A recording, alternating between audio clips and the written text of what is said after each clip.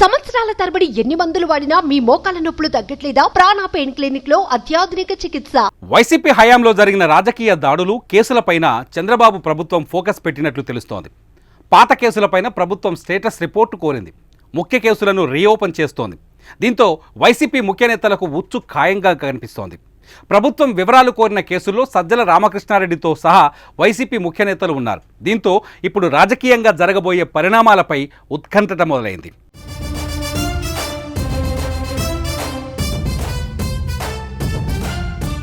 YCP హయాంలో రాజకీయంగా అనేక కేసులు నమోదయ్యాయి.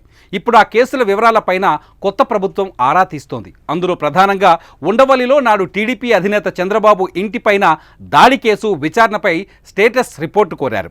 చంద్రబాబు ఇంటిపైకి మాజీ మంత్రి జోగి రమేష్తో పాటుగా వైసీపీ శ్రేణులు దాడికి దిగారని అభియోగాలు నమోదయ్యాయి. ఆ సమయంలో టీడీపీ నేతల నుంచి ప్రతిఘటన ఎదురైంది. ప్రధానంగా జోగి రమేష్తో పాటుగా వైసీపీ ముఖ్య నేతలపైన ఇప్పుడు విచారణ జరిగే అవకాశం కనిపిస్తోంది.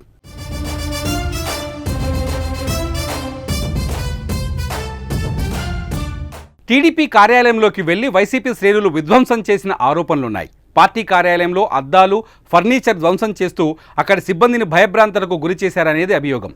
ఆ కేసులో వైసీపీ నేతలు అప్పిరెడ్డి, దేవినేని అవినాష్ పైన ఆరోపణలు వచ్చాయి. అదేవిధంగా విజయవాడలో టీడీపీ నేతల ఇంటిపైన దాడి ఘటన కేసుపైన వివరాలు సేకరిస్తున్నారు. వీటితో పాటుగా చిత్తూరు జిల్లా కేంద్రంగా జరిగిన రాజకీయ దాడుల విచారణపైన ప్రభుత్వం ఫోకస్ పెట్టింది. కరోనా సమయంలో వివాదాస్పదంగా మారిన డాక్టర్ సుధాకర్ మరణం, పలమనేరు మిస్బా వ్యవహారంతో పాటుగా రాష్ట్ర వ్యాప్తంగా జరిగిన రాజకీయ దాడుల కేసుల గురించి వివరాలు సేకరిస్తున్నారు. నాడు విచారణ జరిగిన తీరు, పోలీసులు ఏం తేల్చారనే అంశంపైన నివేదికలు కోరుతున్నారు. వీటి ద్వారా నాడు దాడులకు పాల్పడిన వైసీపీ నేతలపైన చట్టపరంగానే ముందుకు వెళ్లాలనేది ప్రభుత్వ ఆలోచనగా కనిపిస్తోంది.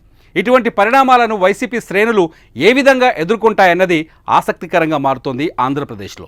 సుమన్ టీవీలో మీ పర్సనల్ అండ్ బిజినెస్ ప్రమోషన్స్ కోసం కింది నెంబర్కి కాంటాక్ట్ చేయండి.